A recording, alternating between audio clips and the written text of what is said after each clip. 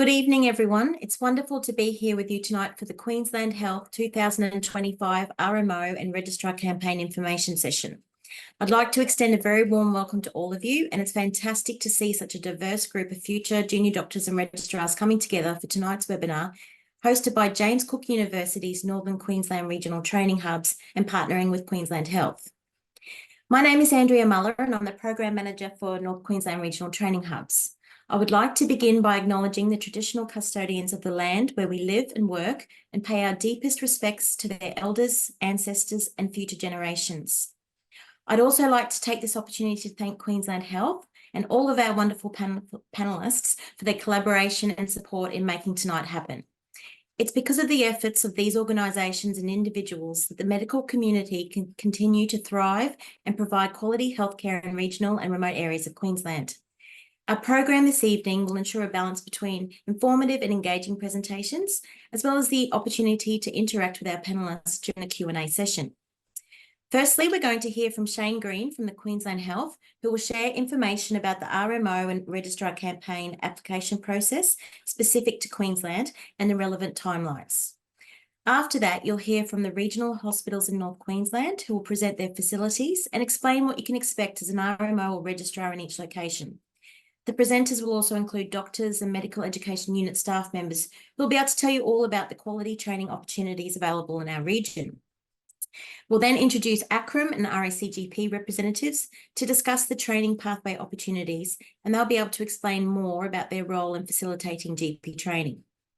To round off the night, we'll have registrars and junior doctors share some of their insights and expertise as we spend 20 to 30 minutes covering questions and topics.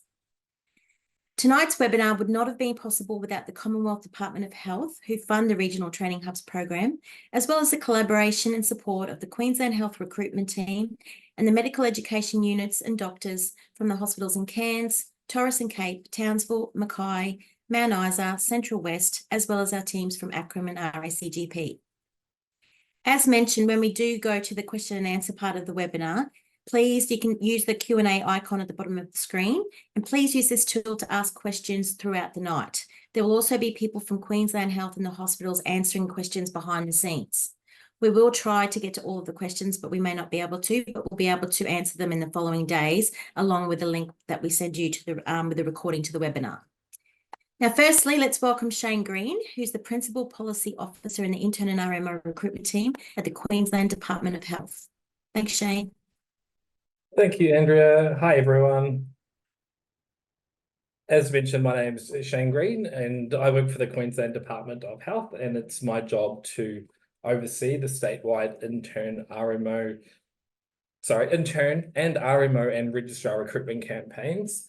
I'm joined this evening by Carol Ramirez. Now, she is the RMO campaign coordinator, who you will deal with on a regular basis as you go through the process.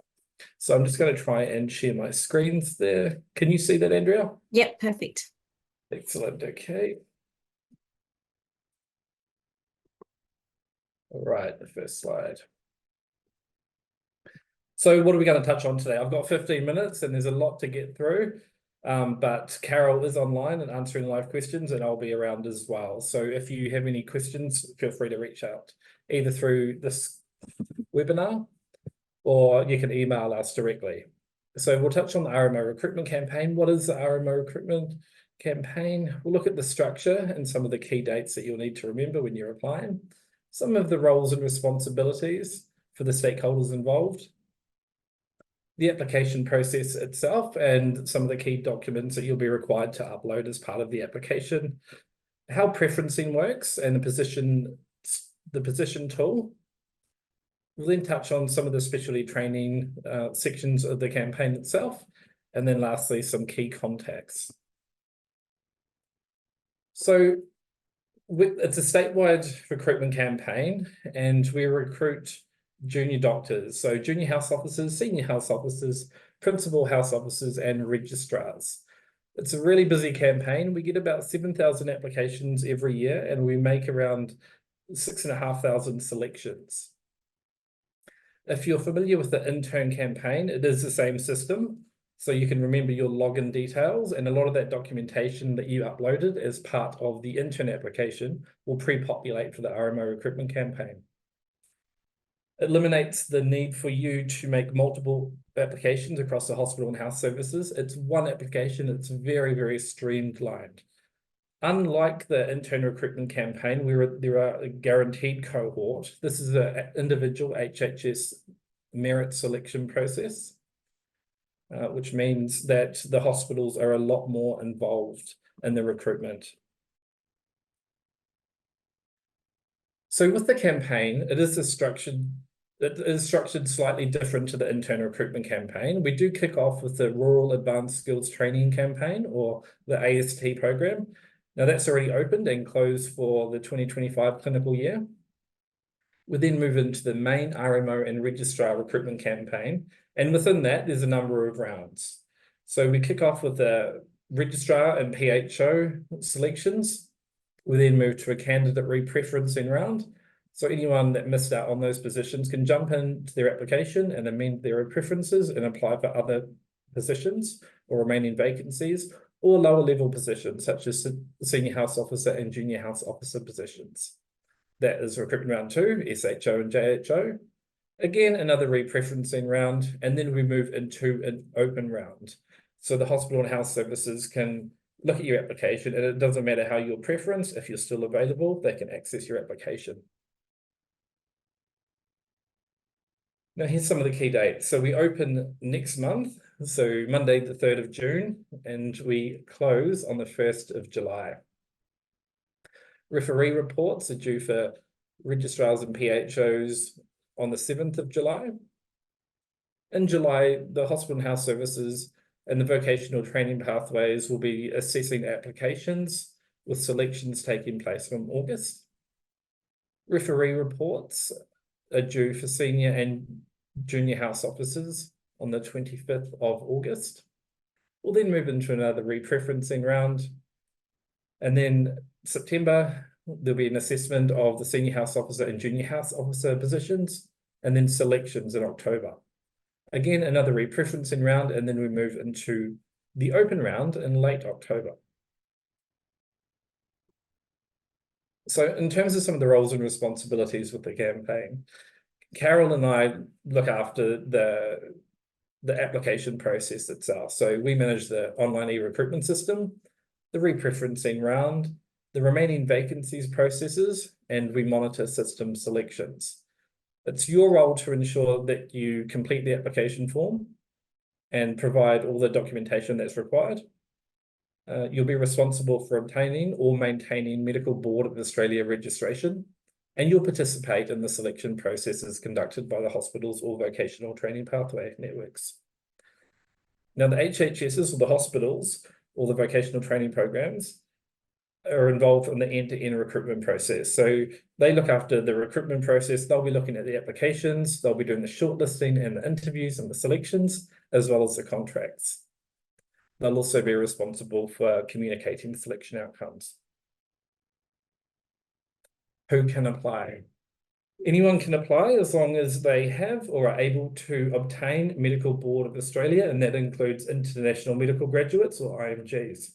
We get a lot of questions every year from IMGs saying, can they apply? Absolutely, they can apply, but there will be some visa considerations to think about. So we suggest if you are outside of Australia and you don't have a working visa in Australia, to check out the Department of Home Affairs website for all that visa information. Now, we're just moving on to completing your application form. You'll need to complete all steps of the online form and submit prior to the closing date. Just be aware that we don't accept late applications for the RMO and registrar recruitment campaign, so please ensure that you submit within that time frame. There'll be a number of mandatory documentation that you'll need to upload as part of the application. That includes your medical degree, your board registration, resume, vaccine preventable diseases forms, proof of identification, and criminal history form.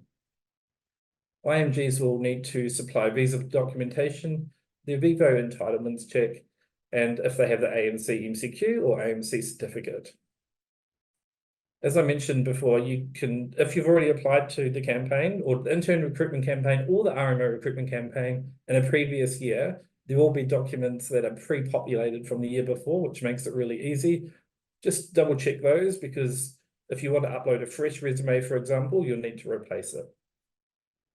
On the right of that screen is the user applicant guide.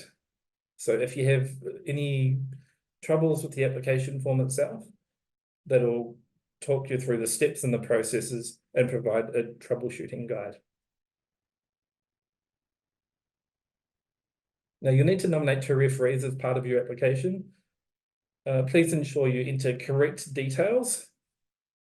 What happens is when you fill out the application form and you get to the referee section, once you fill out the referees and hit submit, an automatic email is then fired off to your referee. They'll then get the email, they'll click on the link, they'll complete the report. Once they hit enter, it'll then go through to our system and it'll attach to your application form. It's your responsibility to ensure that you follow up any outstanding reports. Now, you will be notified, you will get an email from the system saying that your referee has completed the report. So just keep an eye out for that. Now, with the RMO recruitment campaign, unlike the intern recruitment campaign where you have to preference all 20 facilities, with the RMO campaign, you'll nominate 5 preferences on the application form itself, location and positions. We have a position search tool available on the website, which I'll show you later. And you can also check for any additional application requirements from the hospitals if they have some, that'll be listed on the RMO campaign website. So we suggest you contact the individual hospitals regarding position information, their selection processes, and also the selection outcomes.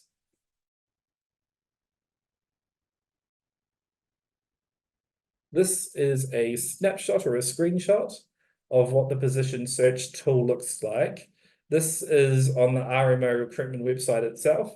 It's very clear and visible on the website. And there's a number of filters up the top. So if, for example, you wanted to work in Townsville, you could put Townsville in that first column, and it will show you all the positions available at Townsville Hospital that they're recruiting via the campaign. It will also show you exactly how you need to list the positions in the application form itself. So, for example, that first one is College Pathway Network Determined. These are all positions for the current AST program that's just closed. These are the options available for that, but that tells you exactly how to preference in the form itself. Specialty training.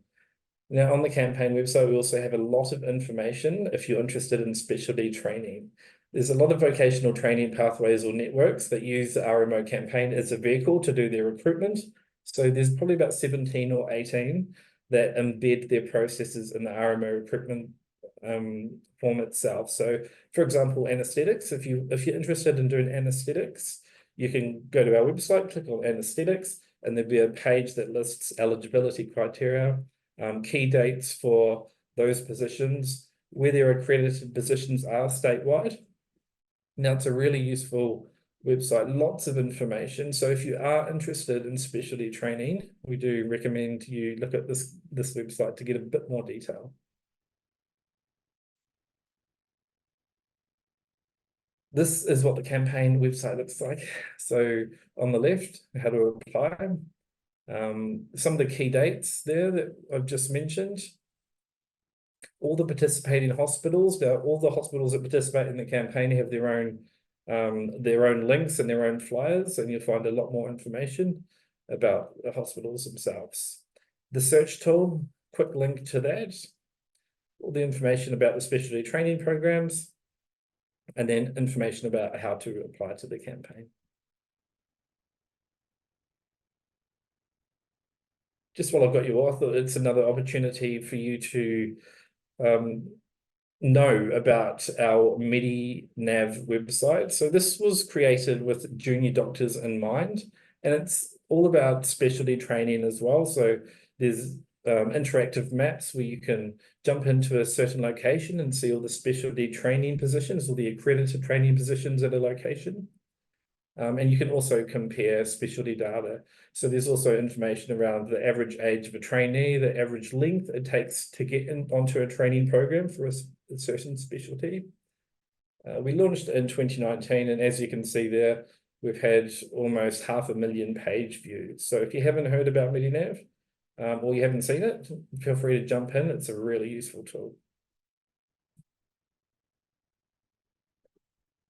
Now, here's a couple of examples of the facility profile. So we've got Central Queensland there, Bundaberg and Mount Isa, and they'll go into specific details around some of their term rotations and what makes them stand out as a facility and why you should consider them as part when you're preferencing in your application.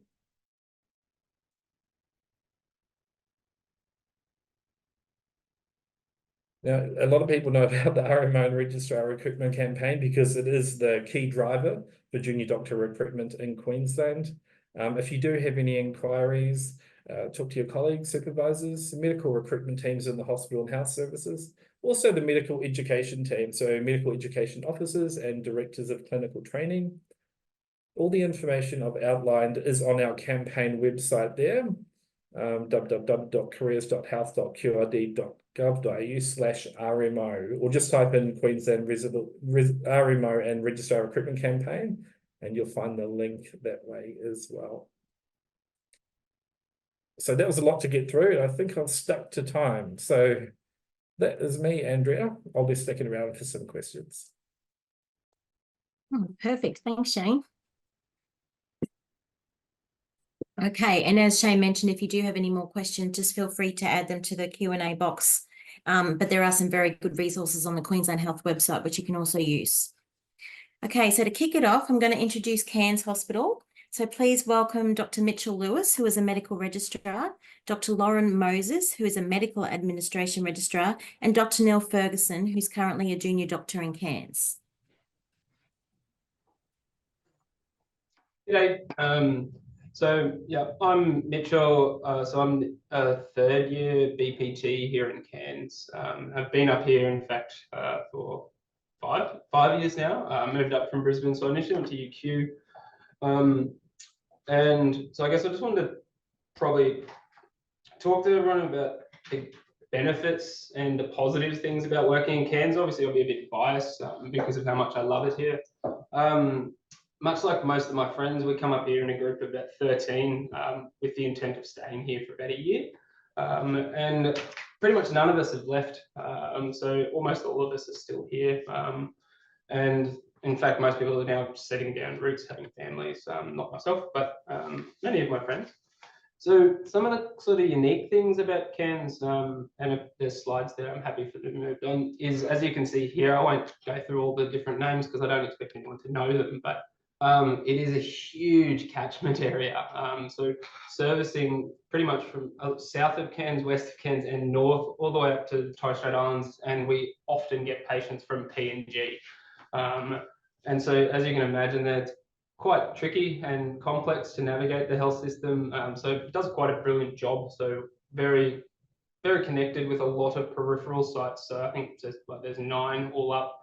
And you even get a chance to work at most of them by doing terms here, not only as residents, but also registrars or PHO positions. And in fact, you get to do that as a resident. So you could be PGY2 and go to those hospitals after doing a bit of training course, which we provide here. And then you get to function as a PHO at one of these peripheral sites with appropriate supervision, of course. And you get paid as a PHO. So that's quite nice as a resident. I've done 3 of those terms, and despite not wanting to do rural generalist pathway, in fact, obviously doing BPT, they're still quite invaluable, and I had a lot of fun.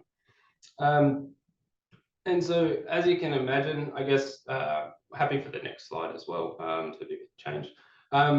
Because of such a big catchment, wide array of health issues, and there's a very good looking bloke there in that photo, that's me early on. One of the terms that's quite unique to Cairns, and I'm not sure if anyone else even offers it in Queensland, is being able to do an RFDS term. So not only do you get to fly out to the clinics in the community, but you get to do the retrievals, which is honestly still one of the greatest things I've ever done. I'm not the best flyer, so that was quite terrifying, but It is, yeah, hands down a bit of a selling point. So I got it as an intern. Sorry. And so, yeah, as I mentioned earlier, you get to go to, like, you know, you can end up in Torres Strait Islands retrieving patients. And there's quite unique health needs up here. So we have nearly every sort of surgical department, with the exception of transplant, cardiothoracic, neurosurge, but we offer almost everything else. And then from a medical perspective, I can't actually think of anything we don't have here. Quite busy cardiology departments, given the Indigenous population in far north Queensland, one of the highest per capita, in fact, in Queensland. But also the respiratory department, or thoracics and sleep. I don't know how busy sleep gets, but it's not the interesting part. So thoracics is sort of, yeah, it's also very busy here. Gastro is very busy, as it is in most places. You know, neurologies, which I'm currently doing my term on at the moment. So those are all very, and they're very involved, those terms. Even as an intern, you would, yeah, be very, very, very involved. So it's not as much as just typing water and notes, which I think is quite unique to Cairns. I have friends who have barely done a procedure by, you know, the end of their basic physician training, whereas we have interns and residents under appropriate supervision to doing, you know, chest drains, lumbar punctures, you know, so paracentesis, so for ascites on gastro. So you're very well taught here, and you've developed into quite a good clinician. And the education sort of surrounding those departments, I haven't been on a department yet that doesn't have teaching dedicated to that department. That is available hospital-wide, of course, at least every week, or not second week, often catered, which is nice. We recently got a GYG, which has been really good. I guess happy to move on, I guess, for the next slide. So apart from why I love being in Cairns so much, which is not so much the weather, because I don't do well in humidity, but I love working in the hospital. It's one of the friendliest environments I think I could ever imagine. You know, I work with my friends every day, which is another great one, but you have very close sort of contact with consultants, which I guess when you're quite junior, you know, that's something that's invaluable, because you can get a bit, you know, terrified, and there's a lot of trepidation around decision making. So the support networks here, I would struggle to say that there's going to be ones better anywhere else. And that's, you know, I don't often say very nice things about my bosses, but I've been very well looked after here, and so is everyone else. So, you know, you can text most bosses here, and they will give you their phone number, and they want you to call them, they want you to message them, they want to be involved, and they want to help you, which, yeah, from talking with a lot of my friends at other sites, it's not always very common. So that's one thing. The hospital is in a very unique location, being right on the water. In fact, retrievals from, you know, RSQ literally land water adjacent and get stretched across the road. So it's one of the most beautiful views out of a hospital. In fact, it's probably why some patients won't leave. And then, you know, additionally, if you're quite an active person, the lifestyle, I guess, Cairns provides, you could see endless waterfalls in the space of 12 months and still not see them all, countless hiking trails.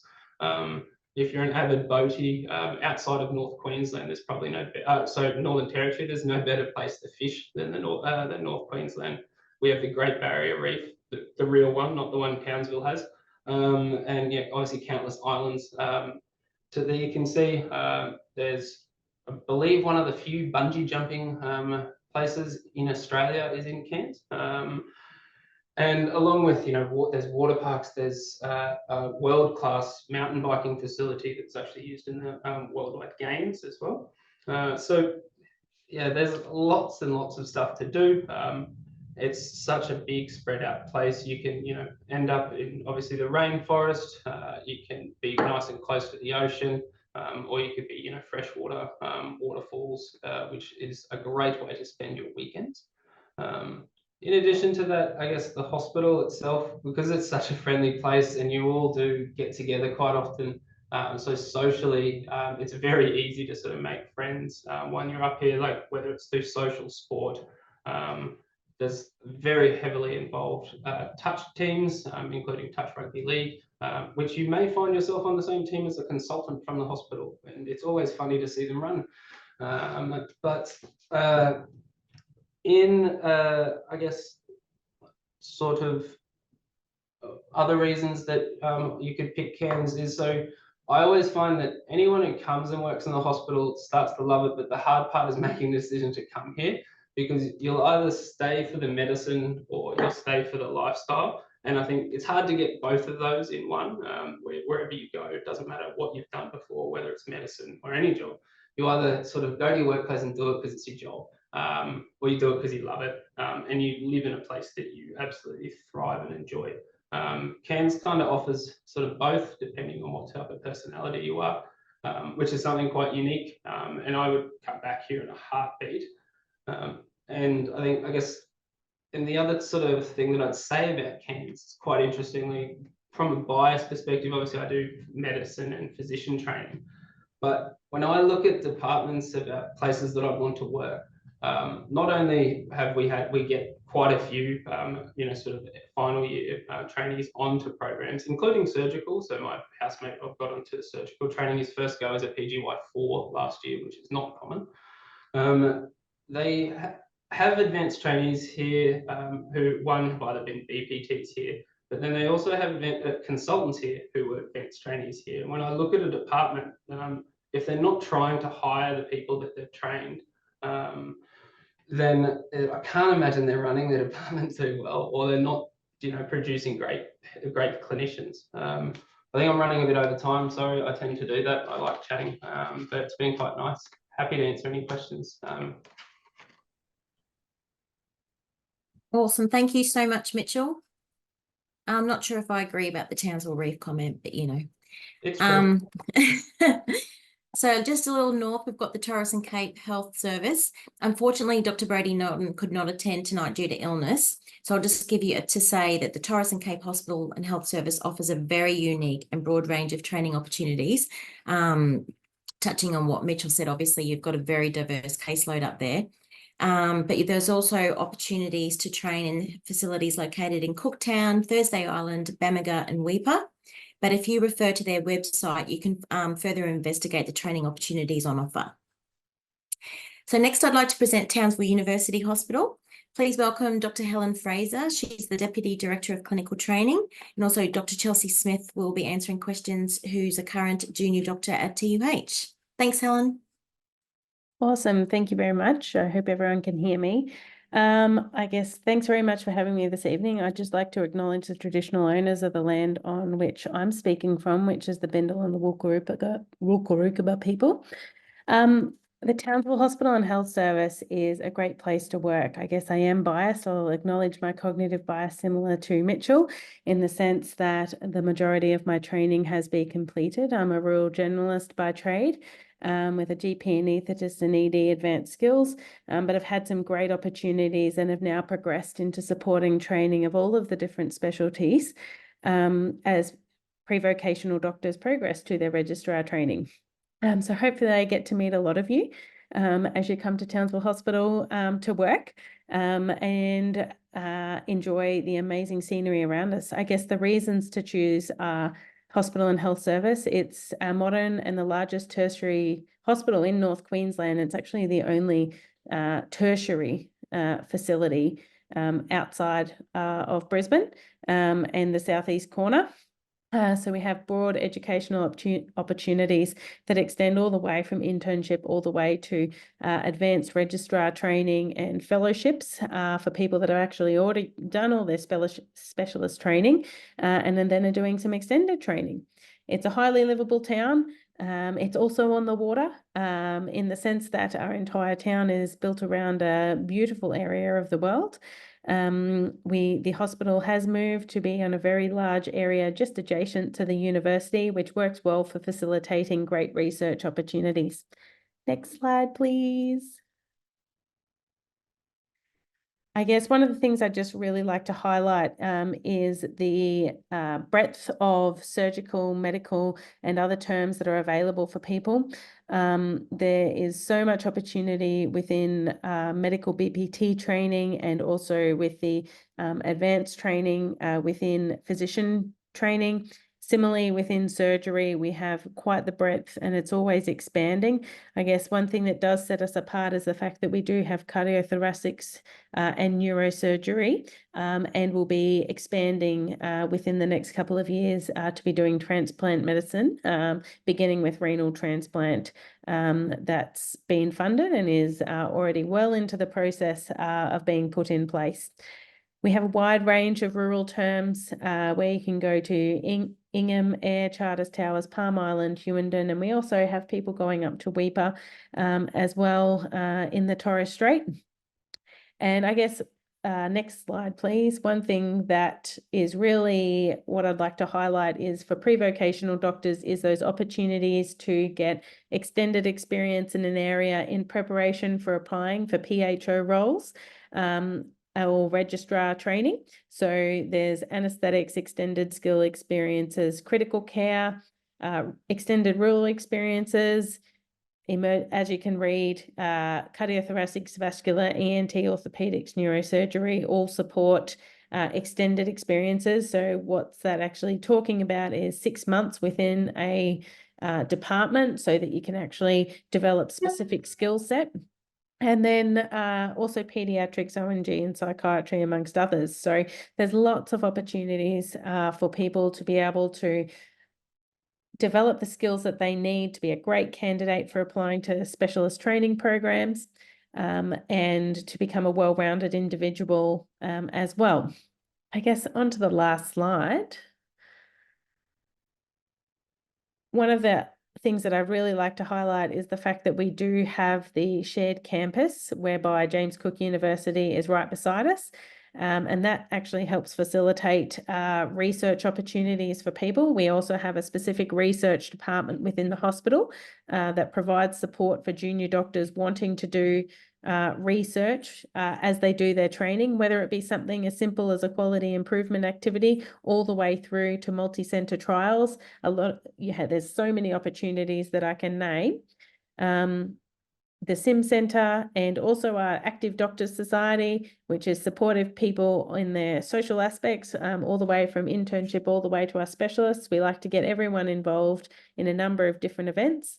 And something that just recently was set up was our Surgical Preset Society, which is bringing people together to be able to, that are interested in surgery, to be able to develop the skills with the support of the surgical department, so that people have all of the aspects that are required by RACs when they're going to apply. So that's some of the things that we've been doing on site. I guess I'd just like to, Chelsea has come along. Chelsea's actually one of our RMOs that's working down in Ayr with myself. I'm a rural generalist, as I said before, and I work down in Ayr. And I guess I'll hand it over to Chelsea to let her reflect on her experience and why she chose Townsville. Thanks, Helen. So hi, everyone. I'm Chelsea. I'm currently in PGY2. I know that we're a bit short on time, so I'll speed through this. But basically, like what Helen was saying, you name it, we've got it. If you want to put people asleep for a living, we have numerous anaesthetic rotation opportunities for junior doctors. Want to be the only doctor on at night in a rural hospital, we have opportunities in Ayr, Charters Towers, Ingham, Palm Island. Want to actually be assisting in surgery and not just, excuse my French, the ward bitch, or try being forearm deep in someone's thigh, removing infected metalware. Do you even want to go to a Pink concert? Well, Townsville has that as well. I think the beauty of TUH is that it's a tertiary hospital, all the specialties, but with that small town feel. So your consultants know you by name and they can help support and guide you in whatever your specialty training aspirations are. So I'll take it that we'll be seeing you guys in Townsville. Thank you, everyone. That's great. Thanks so much, Helen and Chelsea. Okay, now we're moving over to Mackay Hospital. So I'd like to thank Dr. Stephen Lambert, who's the Director of Clinical Training, for his time tonight, and also Dr. Emily May, who's a Junior House Officer, Rural Generalist. Welcome. Hey everyone, it's always good watching these webinars and seeing the awesome training opportunities across sort of Queensland. It's an awesome place to train, particularly North Queensland. I'd like to give you 3 reasons tonight to choose Mackay as a good place to kickstart your career. Now, I don't have a slide in terms of all the rotations on offer, just because that gets a bit busy. But if you scan that QR code and fill in the form, we'll send you information tailored to the specialty that you're sort of interested in. So if you're interested in, if you're not decided yet, or you're an international medical graduate looking to kickstart your career in North Queensland, or are you looking to get onto a training program, we can tailor some of the information to you if you scan that QR code, and let you know what sort of rotations are on offer in terms of some of our streamed sort of lines. But if we go into the next slide, I'd like to just start off with, I guess, the first reason to choose Mackay as a reason to train. So the first thing is we're pretty passionate about feedback and about coaching here in Mackay. It's my ambition that every junior doctor or doctor in training, pre-vocational doctor, gets feedback every week. We've got a well-established feedback system. We know that feedback and learning on the or feedback's critical to learning on the job, and learning on the job's the best way to learn and get that experience. So if you're open to coaching, if you're looking for mentors, if you're looking to learn from specialists in whatever field that you sort of interested in specializing in, Mackay's a great place to get coaching and mentorship. The distance between yourself as a resident or to your seniors is pretty minimal. And if you put yourself out there, you will get the coaching and mentorship that you want. The second reason on the next slide is Mackay's a small enough town that you'll see the difference that you make to everyday sort of lives. So if you got into medicine to make a difference, and I know that sounds cliche, but if you regional and rural Australia, crying out for doctors. We've got poorer health outcomes, greater burden of sort of chronic disease. And if you want to see the difference you can make in someone's life, Mackay's a great place to see the impact that you have as a doctor in our community. The final reason that I want to give you on the final slide is in terms of career progression. So our roster, we've got streamed lines for those who know they want to be orthopods or general surgeons or interested in BPT training. Then we can give you extended sort of time and in the specialty that you want, as well as making sure you get the rotations you need to get onto whatever training program. So for instance, if you want to get into surgery, you'll get your RCU term as an RMO, as well as extended time in general surgery, both at the Mackay Base Hospital, but also potentially getting extended theatre time over at the Mackay Private Hospital. So we've streamed our lines to make sure that you get the right experiences to build your CV, get relevance to the career, research opportunities, and make sure that you can progress your career wherever you want us to go. If you're not sure yet, we can give you lots of extended rotation, lots of rotations in different areas, perhaps rotations you never got an opportunity as an intern. So once again, if you've scanned that QR code, we can send you information about the lines on offer sort of in Mackay. So I've got Emma Lee on the webinar. Hopefully, Yuan, I can't see if I'm here. the camera's on. There we are. Hey. Hi. So Emma's a RMO. You were an intern with us, and I guess I've just got 2 questions for you, Emily, and feel free to answer them. I guess my first question is, why did you choose Mackay? And then my second question, if you want to sort of speak to, is what's the greatest challenge for you as an RMO working in Mackay? And knowing that, why did you choose to stay? So initially I came to Mackay not by choice. So I was sent here from as JCU, the 5th and 6th year we moved to Mackay. I wasn't part of the group that chose to come, but I'm glad that I ended up here, evidently, because I've stayed on. I should mention as well, there's been some changes to my title. I'm actually an SHO this year, in critical care, so anesthetics and ICU, which is probably a lot of the reason that I stayed.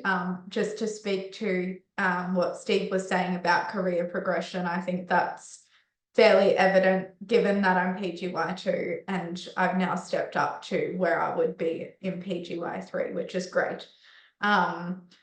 So that's part of the reason I stayed. The other reason that I stayed is it's a very communal hospital. I think the challenge is probably in that it's a very big catchment area for quite a small hospital. We don't have a lot of the subspecialties like Townsville, but that also makes you a very broad clinician very early. And obviously that aids you stepping up clinically. So the challenge is that it's quite an overworked, understaffed hospital with bed pressures, but that does aid your progression as a clinician, especially in the formative years.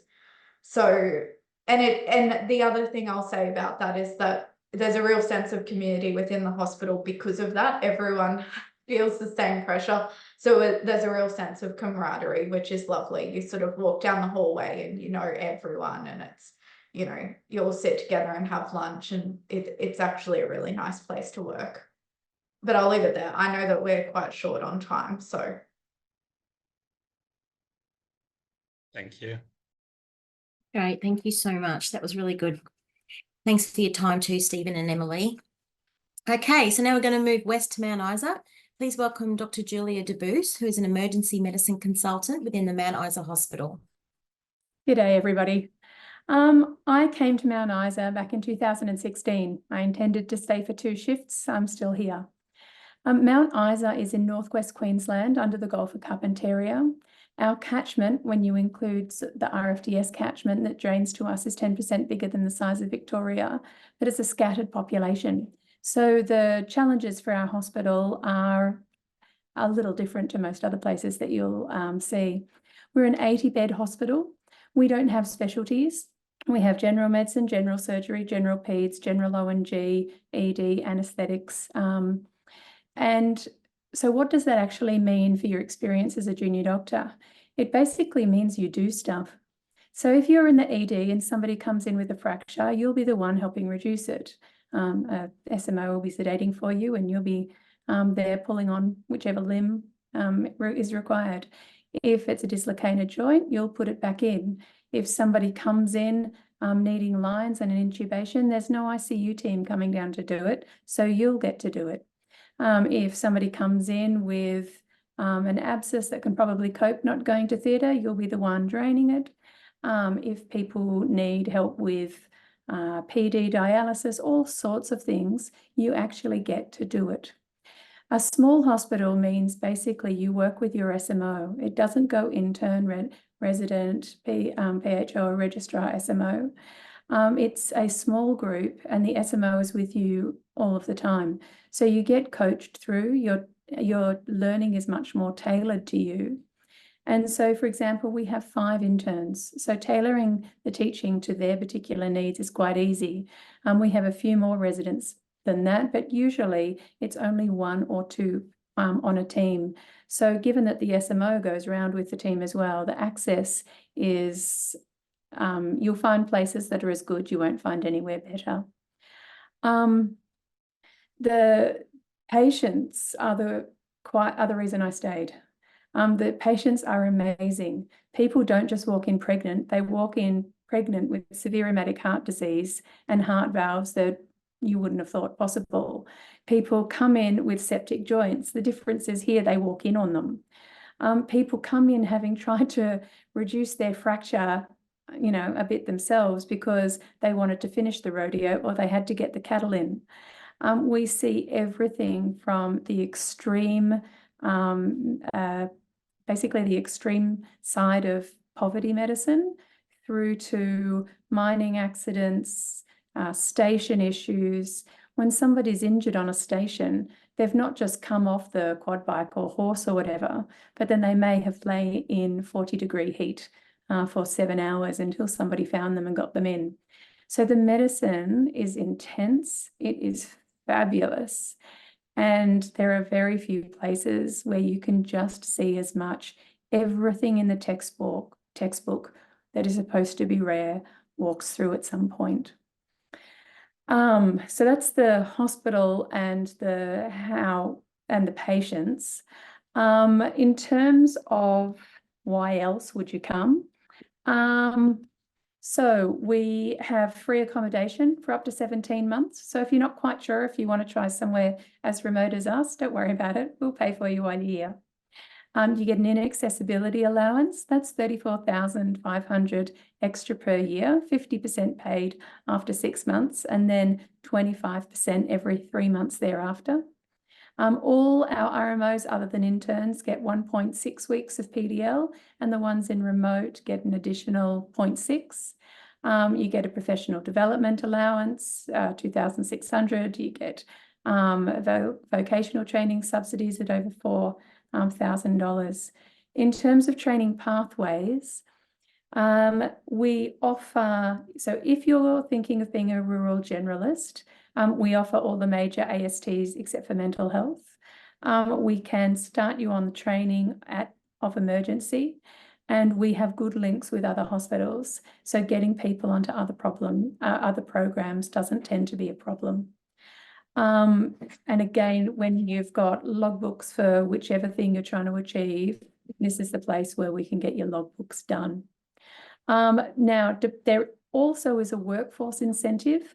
It is possible, but not for everybody, that you'll be eligible for up to 50,000 because we're so remote. That depends on where you're coming from, how long you're going to stay, but get in contact to find out about that.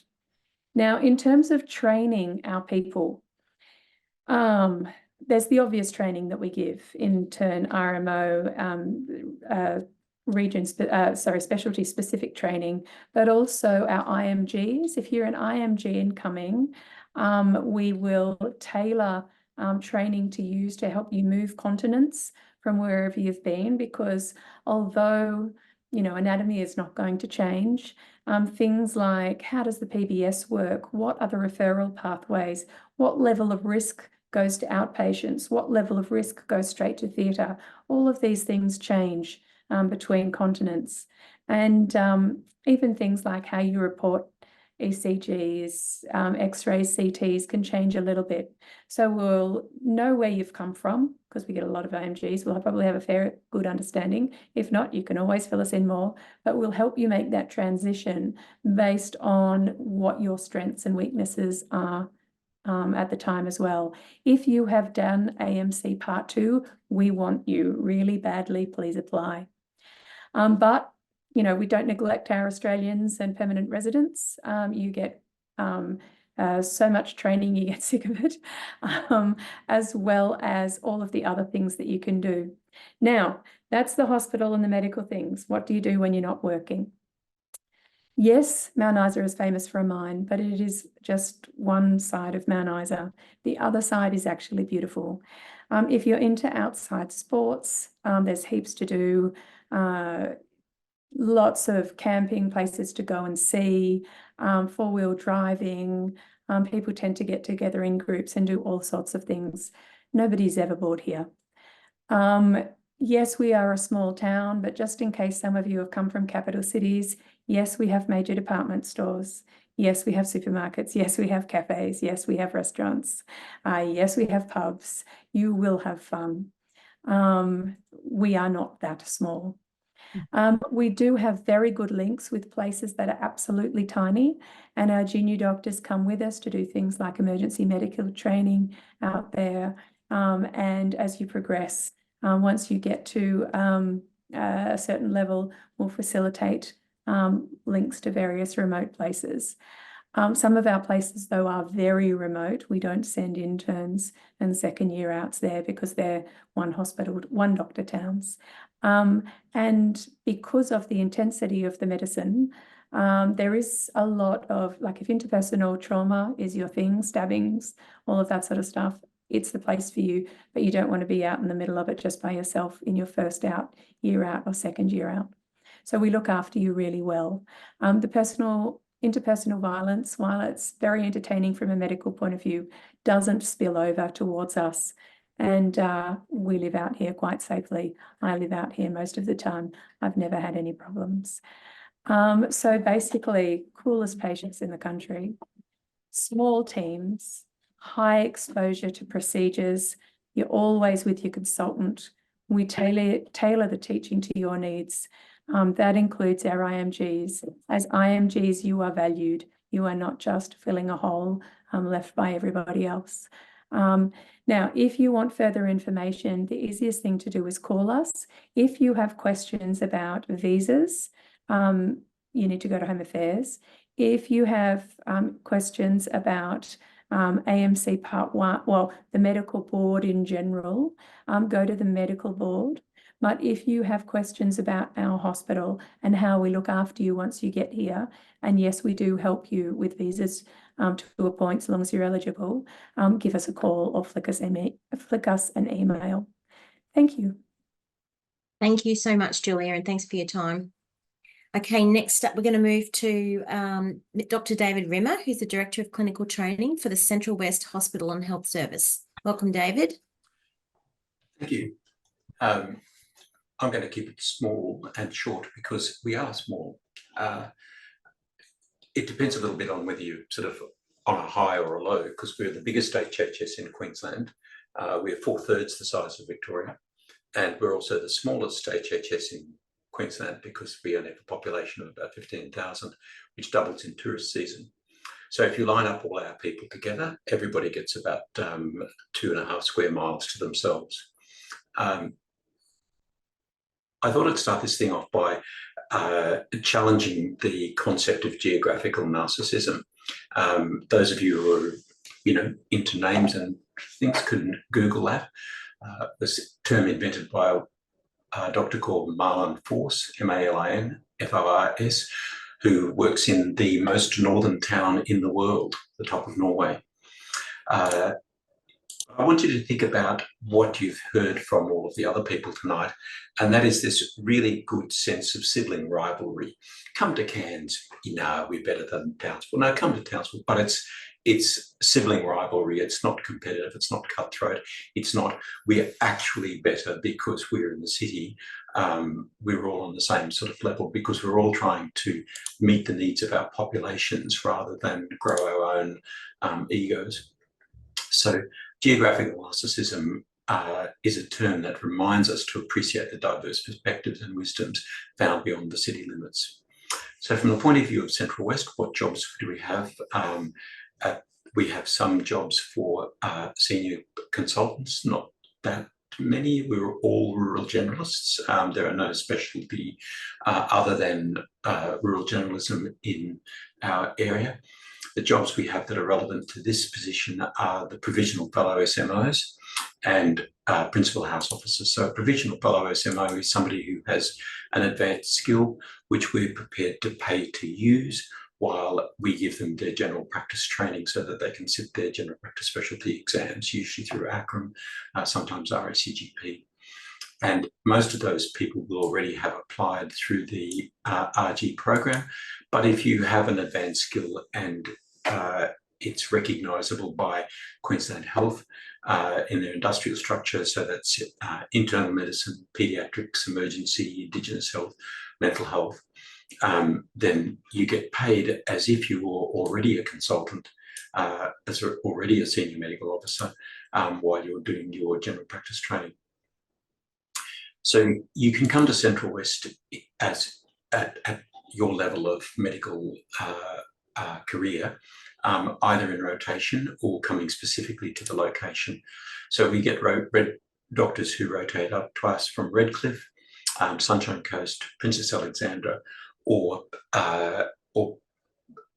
come to us for the whole year. It's interesting that about 1 in every 5 doctors who comes and does a rural term out here will put their hand up and do a double term because they find it useful. I was talking, so the next sort of point is, why would you consider, doing a full year with us? I call it a gap year at a PGY3 level in the bush. And I asked this of one of our PGY3s today, who's very positive about what she's got from the placement in one of our small sites. So the idea of a gap year is that many of you have come off, COVID-affected medical school placements. You've been pushed through sometimes in big hospitals where there's a lot of narrowness in the fields that you're doing. And we're particularly looking for the people who want to do a bit of everything and are good at everything. So people get to the end of PGY2 and there's this pressure, if you don't get onto the training program, if you don't get the job that you need to be able to get you into your surgical pathway or psychiatry pathway or whatever, then your life is over. I suggest that there is a very good point in taking a gap year where you do actually a bit of everything in a space where you are close to the results of everything that you do, and you use that to decide whether in fact you do have a particular interest. One of our PGY2s from last year has gone back onto the critical care training program because they did really well with us, got an excellent reference and got onto the program. Probably the majority of people who stay with us actually like doing everything and become rural generalists. So our doctor today was talking about the highlights being the independent decision-making, a well-balanced life between medicine and personal development, tight teams, not just in medicine, but also within the town. So you're not just limited to doctors as being your friends. Because they're small towns, you're also friends with the nursing staff, and you might be playing soccer with your OSO. So it's a very tight-knit community. And the other thing about doing a gap year PGY is that you have the ability to follow your interests because you're not locked into a particular training program. So a lot of our doctors will dabble in a variety of courses and certificates and try to decide, in fact, what they don't want to do. And if they can't decide what they don't want to do, they become generalists with us.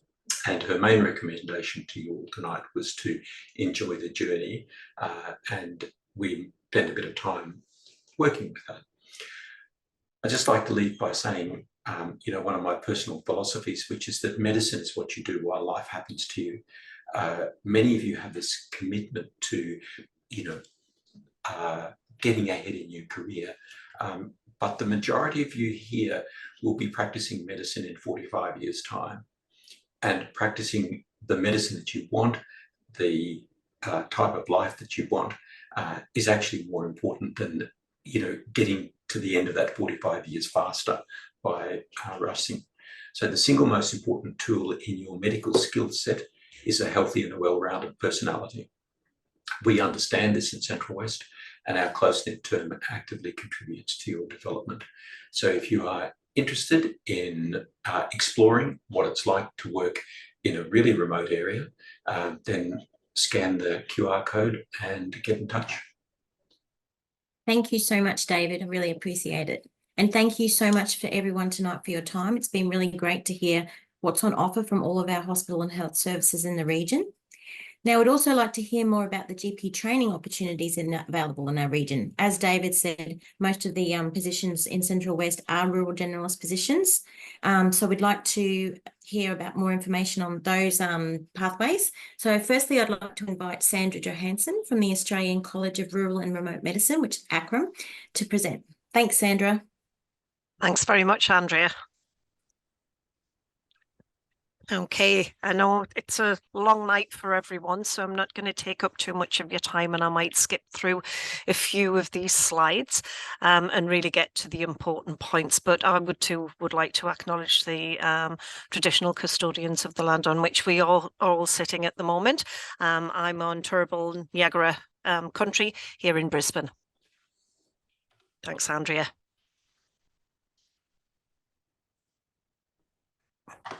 Okay, if you don't know who ACRRRM are, obviously, we're the College of Rural and Remote Medicine, so we speak for ourselves as we are very much focused on rural and remote practices. And as David said, we are the home of the rural generalists and have been for over 26 years. So our fellowship is designed and developed by rural generalists, and we're committed to building that thriving workforce in rural communities. Okay, what is a rural generalist? So specialist general practitioner with specific skills which are focused on providing those services to rural and remote communities and First Nations communities. It spans the breadth of medicine in different contexts around primary, secondary, emergency care, and obviously a specialisation as well. Working in partnership with communities, and particularly with our Aboriginal and Torres Strait Islander communities, to make sure that we provide culturally safe healthcare. And what is really important is multidisciplinary teams. You can't do this on your own. You're working with communities, and listening to everyone on their presentations today is very much around that support and community engagement, and working with your peers to provide good healthcare and look after yourselves as well during the time. Okay, what is it about ACRRRM's fellowship program? What does it look like? So you're choosing to do your program or training requirements. The program is 4 years, 4 years of training, which is 3 years of core generalist training. And during that time, you'll do your primary care, secondary, emergency care, and rural and remote practice, which means that you will be expected to practice for a minimum of 12 months in community, which is an MM4 to 7. Part of that core generalist training is skills in paediatrics, obstetrics, and anaesthetics, so that you're able to support those communities. You don't need to get those rotations while you're in your junior doctor years, as you will have other opportunities to actually gain those skills during your core generalist training. And of course, there's the advanced specialised training, which is a minimum of 12 months, unless you're choosing surgery, which is 24 months. But all of that together, it's not a linear process. You can do your AST first, you can do it in the middle of your core generalist training, or you can actually do it at the end of your training. But like I heard David say earlier, if you do an advanced specialist skill, you could actually be treated as a consultant and actually work in that discipline in a rural hospital. Thank you. All right, so what is it? It's an extended skills. When we talk about ASTs, it extends your professional scope of practice, but it is a requirement of the ACRRRM fellowship program. You can't achieve your FACRRM without it. I'll not go into details on that. I think it's pretty self-explanatory. Thanks very much, Andrea. Okay, what's available? What ASTs are available? I have got a link in here, so you can actually explore this a little bit more. But we have 12 AST options, procedural and non-procedural medicine, and it covers the full breadth of what's on offer in a number of the hospitals. And I think Julia mentioned before that Mount Isa actually offers, I think, all but one of these ASTs. Where can you train with ACRRRM? Anyway, essentially. Even Antarctica, we do have an Antarctic division if anybody likes the cold. There's opportunities there as well, but it's in, you must be working in a regional, remote, rural or remote location. You'll be in general practice, community services, and Aboriginal and Torres Strait Islander medical services, regional rural hospitals, emergency departments, and also retrieval services. You can explore options and work across different boundaries, so you're not required just to work in Queensland or do your training in Queensland. If you want to just explore options to go and work in the Northern Territory for a short period of time and come back to Queensland, we can actually facilitate that for you. Okay, what's on offer in Queensland as far as ACRRM training's concerned. We've got about 200 core generalist training posts and 60 plus AST posts, and that's accredited posts through ACRRM to be able to support your training. And again, Queensland has great connectivity between rural and regional and metropolitan areas, and I've been told that obviously the rural generalism, the home, basically Queensland, it's a really supportive community. There's lots of FACRMs who are based in Queensland who know our programme very, very well. Okay, just a quick glance at the Queensland training team. So it's headed up by Dr. Mac French, who is our Regional Director of Training. We have a Regional Training Coordinator who is essentially the State Manager, which is Andrea Hedges. We've got just over 20 medical educators in Queensland. We have our Registrar Liaison Officer, Supervisor Liaison Officers, and a training support team of training programme advisors. So there's quite a large team in Queensland, ACRRM team in Queensland, who support our registrars from the day they start on our training programme right the way until the day that they fellow. All right, so you're in your junior doctor years. What are the things that you need to do to prepare pre-applying to ACRRM? You can see here the different rotations that we recommend that you go into, and looking at your placements as well. All of this information will be provided to you. If you're considering applying, what I would suggest is you get onto our website and you have a look at what the process is. Our applications are open at the moment. I know we're running out of time, Andrea, so if you want to just flick through these and I can actually show the dates. We've got the selection criteria that's available. All of this information is actually available on our website. Our funding, the different ways that the Commonwealth fund the programme for doctors coming on through the AGPT or the RGTS programme. There is also a self-funded option for international medical graduates who may not be eligible for Commonwealth funding for training.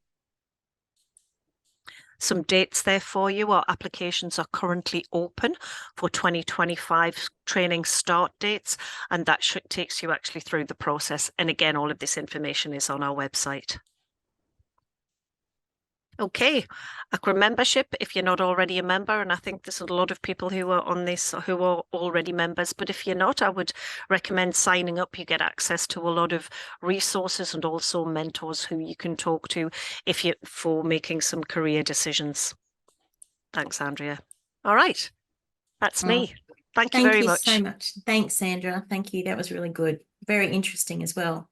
And just on top of what you just mentioned, Sandra, Julia from Mount Isa just wanted to clarify that Mount Isa doesn't actually offer academic medicine or population health. All right, it was two. Sorry, I thought there was just the one. Thanks. Yeah, but otherwise all the rest are on offer. Thanks, Julia.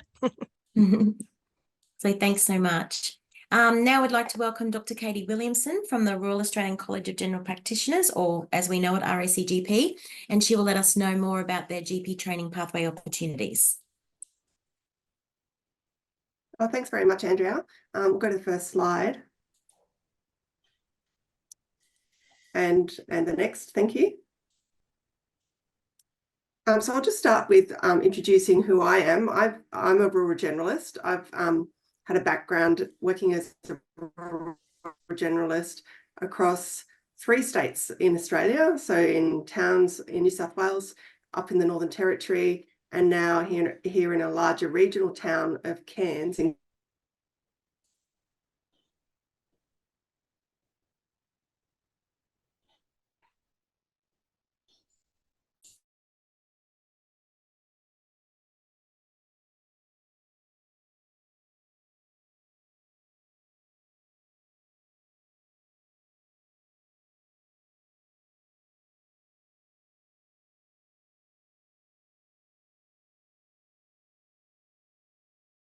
as the RG program. As a experienced doctor, I was then awarded a fellowship of ACRRM as well for recognition of my contribution to rural health. My specialism skill has been in emergency. So I'm currently working as a GP in private practice here in Cairns. I work for the Royal Flying Doctor Service based out of Cairns, flying out to some of these beautiful towns. Also as a medical educator for JCU. Tibooburra is a small community in Western New South Wales, which has got about 30 permanent residents. So that's me about 15 years ago. Bottom of working in a similar sized town of Chillago. But I've seen some amazing countryside, experienced some extremes of weather, some beautiful clear waters of where we lived in Nhulunbuy, amazing dust storms in Broken Hill, where the town blacked out for the day and the dust went as far as Sydney. Next slide, please.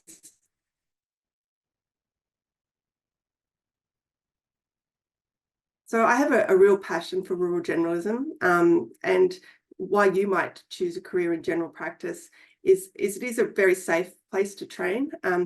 I have heard experiences of doctors training in other specialties, and I always reflect on how I was treated as a GP registrar. The college really does provide care and mentoring and along the way. There's also so much diversity in general practice as a specialty. Over 90% of diagnostic medicine happens in general practice. So it's really a place that you get to use your clinical reasoning skills and come up with answers for patients. At the same time, patients also make you feel very appreciated. You connect with people, develop relationships, and see them through their lifetime, if not just their journey of that particular problem. Next slide, please.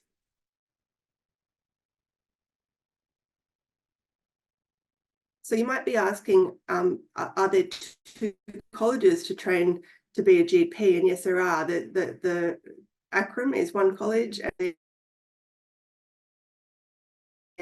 RACGP is another. Why you might join RACGP is that we have over 40,000 members.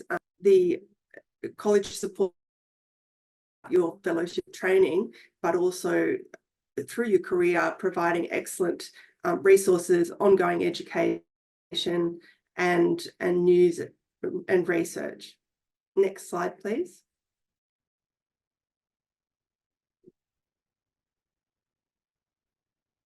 So training with RACGP, you can become a GP and work in an urban or rural setting, or you can add on the additional requirements to meet the RG, the Rural Generalist title.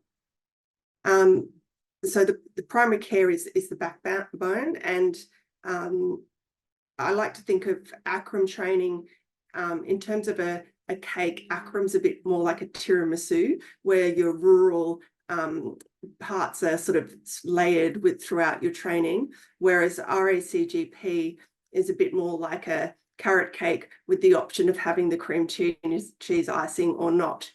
So next slide, please.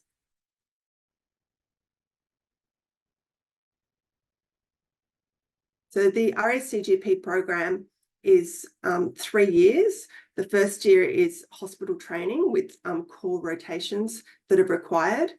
Some registrars join and go straight into year 2 using their recognition of prior. They apply for recognition of prior learning for first year. So moving on to years 2 and 3, you have general practice terms and an optional extended skills training term.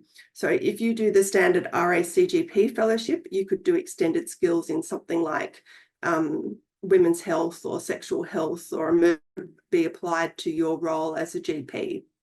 If you want to become an RG, you then have an extra 1 year advanced rural skills training. So similar to the ACRRRM, use the AST, RACGP simply call it an ARST, and those skills are the same, could be the same: anaesthetics, obstetrics emergency considered our procedural type skills, or Aboriginal and Torres Strait Islander health, research, public health, paediatrics, palliative care. The list is long. Part of the Rural Generalist Training Program, you also need to do 6 months of core emergency training. So you can slot that in that 3rd year as your extended skills, or you have the option of doing an additional 6 months if you want to. These requirements then lead to the RG fellowship. Next slide, please.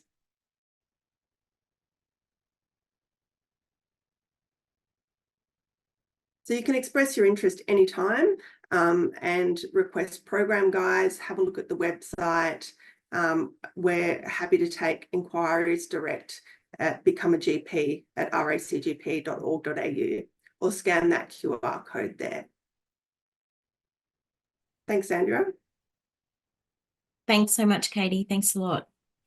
Okay, so we haven't got much time to answer some live questions, but we'll go to a few, and then we've answered almost 80 questions already tonight in the Q&A chat box. But if you have any more, please reach out to us, and we can continue to answer questions over the next couple of weeks leading up to the campaign.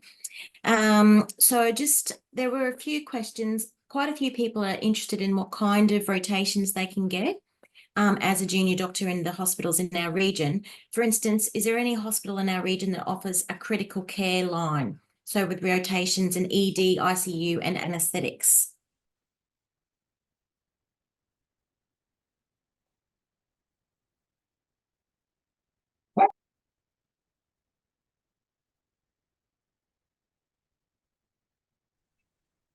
Cairns, Townsville, Mackay? Yeah, Townsville definitely does. And I don't know if Cairns is still here, but I guess in the interest of regional training, I'll also definitely say that I definitely know that Mackay does as well. Have critical care lines where you can do ICU and anaesthetics, and so Townsville and Cairns. So I think the opportunities across North Queensland are great. Obviously, I'm biased because we have some amazing further opportunities in Townsville, and you'll be working in a level 6 facility, but in an ICU that works to absolute top of scope with ECMO and all sorts of other things going on. Cardiothoracic surgery, so a lot of elective intensive care work as well. But it's a great opportunity across North Queensland with all the main regional hubs offering critical care lines and experiences. Thanks, Helen.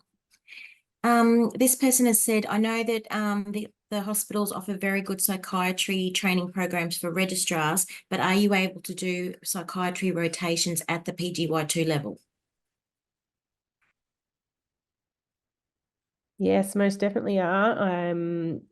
You can do both single terms, but also extended clinical experiences with the change in the AMC framework covering both internship and PGY2. There's obviously some adjustments that have been made, but speaking from Townsville's perspective, we're offering extended clinical experiences in psychiatry with 6 months in psychiatry as early as PGY2 to be able to prepare you for registrar positions in the years following. So most definitely able to. So if you've got any questions that I might not have answered, don't forget to reach out to Townsville, and we're happy to answer more. Thanks, Helen. Are there any hospitals in the North Queensland region which offer the WBA program for IMGs and for those who have not yet passed the AMC Part 2? So Stephen, are you still online?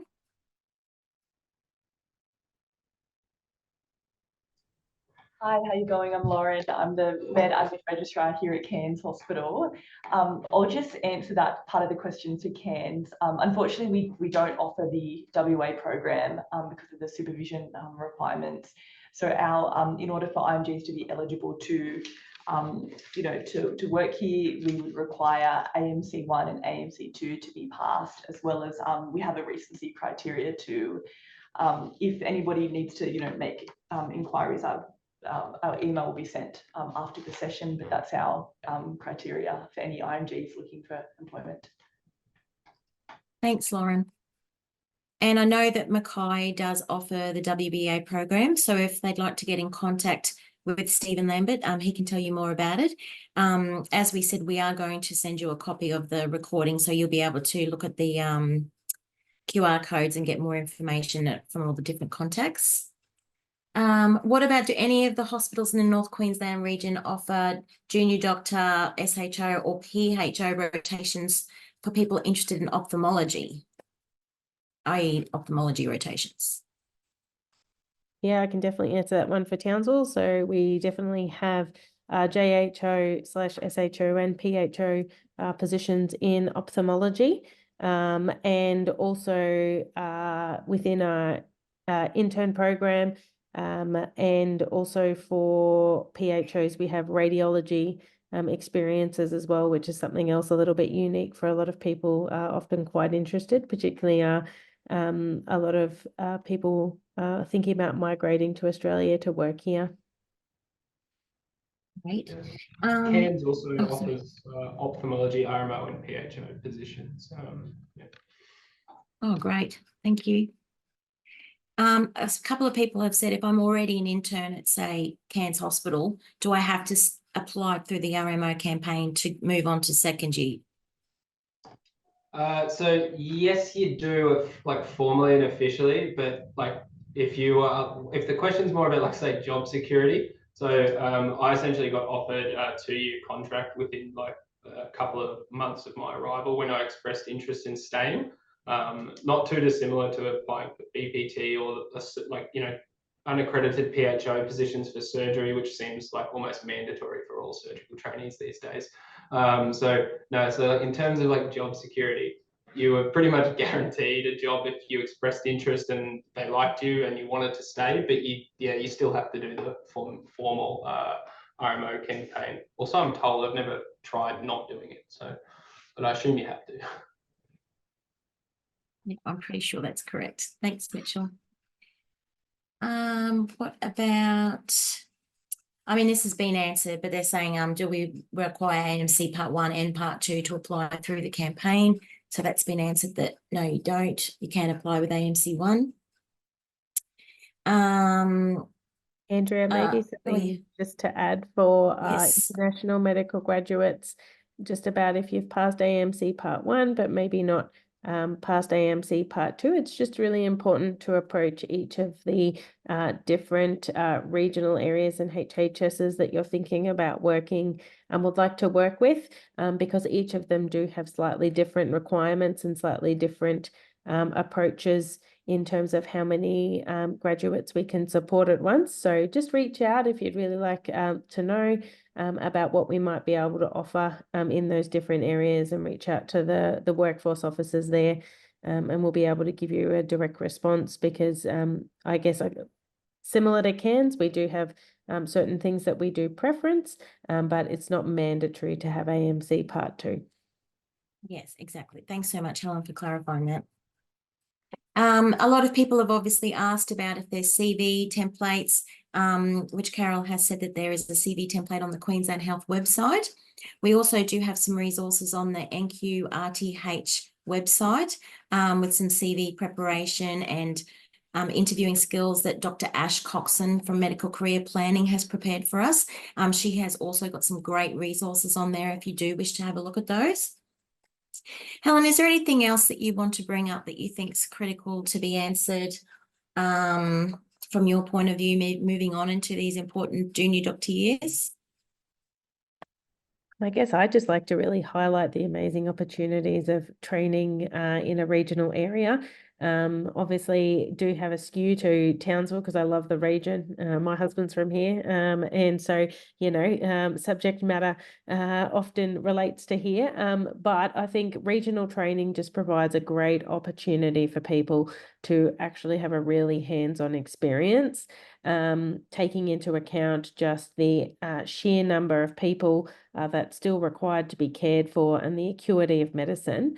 I don't think it really actually can be recreated down in the southeast corner. I just think that the absolute medicine that we get is amazing, and you won't see it in other parts of Australia. So definitely, if you'd like to find out more, look at coming to our North Queensland region to complete your training.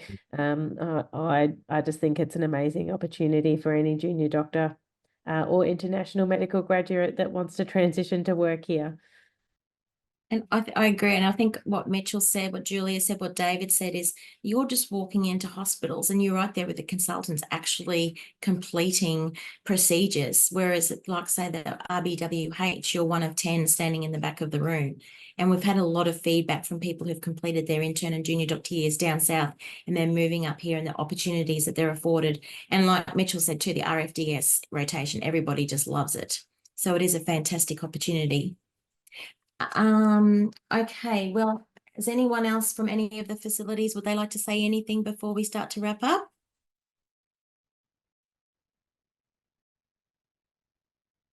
No, we're all good. Okay, well, that now brings a close to our third webinar of the series. On behalf of the NQRTH team, I'd like to thank everyone for making this such a great night. I'd also like to thank each of our panellists for taking the time out of their very busy schedules to share such valuable information about the opportunities in Queensland. And of course, a very special thanks to the Queensland Health Recruitment team for being so generous with their time, and also ACRRRM and RACGP. And this webinar has been recorded, and in the next couple of days, we'll email you a copy of the link to the webinar, plus also answers to all of those questions. But if you do need additional information, or if you have questions, or if you'd like us to put you in contact with the relevant people at the facilities that we've covered tonight, please email us at nqrth@jcu.edu.au, or you can also visit our website or our Facebook page where you'll find a wealth of information. But before we go, I'd like you to invite you to join us to our last webinar next week, or in 2 weeks, which is a wellbeing checklist for medical professionals. So, next Tuesday, the 21st of May, sorry. Registration is essential. So if you haven't already done so, you can visit our website or scan the QR code on the screen now. And thank you once again for everyone attending the 2025 Queensland Health RMO and Registrar Information Webinar. Have a great night.